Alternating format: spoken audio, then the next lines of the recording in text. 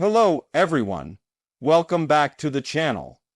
Today we're diving into one of the most dramatic geopolitical escalations in Europe this year. A move that's being described as Europe striking back. Poland has officially shut down one of the most critical transport routes connecting Belarus to the rest of Europe, putting immense pressure on Russia's already strained supply lines. This decision didn't just shake regional trade, it sent shockwaves across Moscow, Brussels, and every corridor where military logistics matter. In this video, we're going to break down what happened, why it happened, what it means for Europe, Belarus, and especially Russia, whose entire wartime supply strategy now faces a serious challenge. The paragraphs will stay short, direct, and powerful, so you can follow the story easily from beginning to end. The tension between Poland and Belarus has been building for years, but this time, Warsaw decided to move beyond warnings. Closing the route was more than a political statement. It was a strategic strike at a corridor Russia relies on for moving goods, machinery, and in some cases, military-related materials. You have to understand that Belarus has become Russia's closest logistical ally since the Ukraine war. Many of Russia's shipments that can't pass through EU borders use Belarus as a middle point. By shutting down this route, Poland essentially cut off a vein that has been feeding Moscow's war economy. This closure is not just about one border.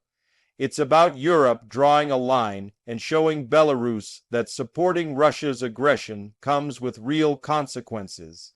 The decision came after months of Belarus allowing migrants to be pushed toward the Polish border, a tactic the EU calls hybrid warfare. Poland finally responded by hitting back where it hurts: trade, transit, and supply lines. Minsk never expected Poland to go this far, and Moscow certainly didn't expect Europe to push back this directly. When news broke of the blockade, Russian cargo companies immediately felt the impact.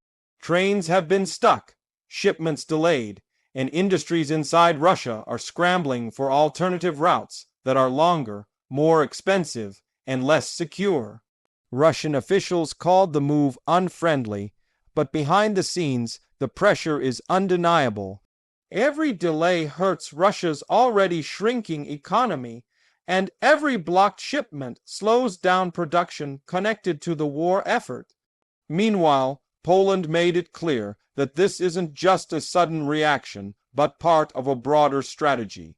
Warsaw has been reinforcing its military presence near the Belarus border, building security infrastructure, and preparing for worst-case scenarios. The closure of this route fits perfectly into a long-term plan: limit Belarus's influence, weaken Russia's logistical flexibility, and strengthen NATO's eastern front. Europe has supported Poland's decision, signaling that this is not an isolated national move, but a collective message. Belarus reacted by accusing Poland of escalating tensions. Minsk stated that the blockade is harming regional stability and that Poland is following orders from Brussels. But the truth is, Belarus has been part of Russia's plans long enough that Europe no longer sees it as a neutral player. Instead, it sees it as an extension of Russian power, and that makes it a target for economic and infrastructural countermeasures. For Russia, this situation is more than just an inconvenience. Moscow's supply routes are limited, and with sanctions already squeezing the country from all sides, losing the Belarus-Poland corridor is a significant blow. Russia can still send goods through other countries, but those routes cost more, take longer, and are deeply vulnerable to further restrictions. Every additional hour a train spends rerouted is money lost, and in wartime economics, these losses add up faster than many realize. Europe's message here is crystal clear: support Russia, and you will feel the consequences. Poland is not acting alone. Other EU countries have quietly backed this decision, knowing that it strengthens Europe's geopolitical leverage.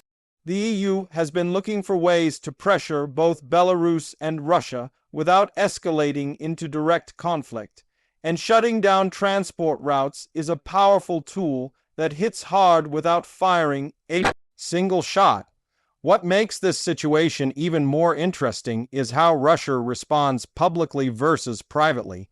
Official statements from Moscow try to downplay the impact, suggesting that Russia has alternatives and that Poland's move is merely symbolic. But behind closed doors, economic advisors and logistics experts are sounding alarms. They know how crucial these routes are, especially for industries tied to manufacturing, heavy machinery, and materials Russia needs for its war effort. Belarus also finds itself cornered. Economically weak and politically dependent on Russia, it doesn't have many options.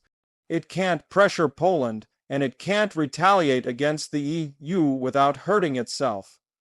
This blockade exposes how isolated Belarus has become. While it tries to appear strong in its statements, the reality is that losing access to EU markets and transit points deepens its economic challenges and makes it even more dependent on Moscow. For Poland, this move also boosts its political image at home. Polish leaders want to show voters that they can protect the nation's borders and push back against any form of aggression, whether it's military, political, or hybrid. Blocking the Belarus route allows Poland to show strength and leadership within the EU. It also sends a message to any country trying to exploit European borders. The days of unchecked pressure are over. The decision also plays into the broader NATO strategy. With tensions rising in Eastern Europe, NATO allies want to limit Russia's supply chains wherever possible. A weakened logistics network means Russia faces more difficulty sustaining long-term operations. By closing this route, Poland indirectly contributes to weakening Russia's military capabilities, something NATO has been quietly encouraging. Now let's talk about the consequences for global markets. When a major European transit route shuts down, even if it's targeted, it has ripple effects. Shipping costs rise, delivery times increase, and companies that depend on smooth rail transport experience disruption. While the EU can absorb these disturbances better due to its strong infrastructure network, Russia and Belarus face serious economic strain. This imbalance is exactly what Europe intended. This blockade also reveals something important about modern conflict, that wars today aren't only fought on battlefields. They're fought through supply chains, trade routes, cyber attacks, and political pressure. Europe has been hesitant to confront Russia and Belarus directly, but cutting off their logistical lifelines shows a new willingness to engage in non-military power plays. And this move is likely just the beginning. Many experts believe more measures will follow if Belarus continues supporting Russia. Additional sanctions, more route closures, and deeper isolation could be coming. Poland's decision may be a test run for Europe's future strategy, one that focuses on strangling Russia's and its allies' supply chains instead of direct confrontation. Russia's long-term challenge now becomes finding stable alternatives. The northern routes through the Baltics are blocked, southern routes are unstable, and eastern routes through Asia are costly. This leaves Moscow with fewer and fewer choices. This is why Poland's decision, although it seems like a single border closure, carries a massive strategic weight. It affects Russia's economy, its military logistics, and its diplomatic maneuvering. Meanwhile, Belarus has tried reaching out to non-European partners to show strength, but none of those relationships can replace the practicality and importance of European routes. Losing access to Europe means losing critical trade opportunities, foreign investment, and logistical efficiency. Belarus has effectively trapped itself by aligning too closely with Russia. For Europe, the situation also brings a sense of unity. Countries that once hesitated to confront Russia are now more willing to support measures like this. The war in Ukraine has changed the mindset of European leaders. They realize that ignoring aggression only encourages more aggression.